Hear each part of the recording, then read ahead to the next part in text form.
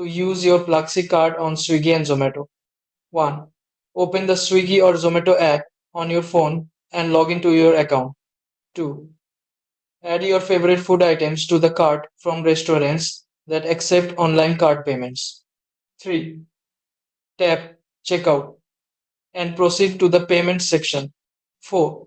Choose credit debit card as your payment method. 5. Take your Pluxee card, formerly Sodexo, and enter the card number, expiry date, and CVV in the payment form. 6.